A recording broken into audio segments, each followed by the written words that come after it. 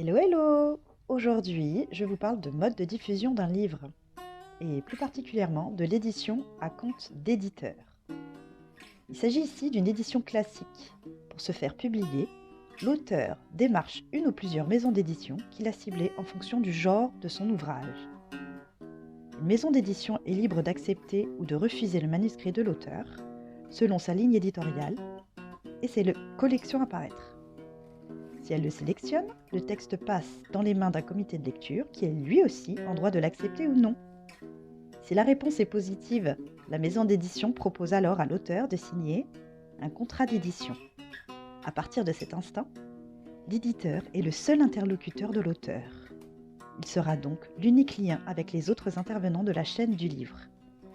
Ainsi, l'auteur cède les droits de son œuvre et recevra entre 8 et 12% du prix public hors taxe du livre. En contrepartie, l'éditeur se charge de la mise en page, de la couverture, de l'impression et ou mise en ligne en format numérique, et de la diffusion auprès des différents distributeurs. L'auteur ne paye donc aucun frais en passant par une édition à compte d'éditeur. Cependant, le délai reste très aléatoire de la soumission d'un manuscrit jusqu'à l'apparition du livre dans les rayons de votre librairie préférée. Je suis Stéphanie, votre prête-plume. À bientôt pour de prochains conseils.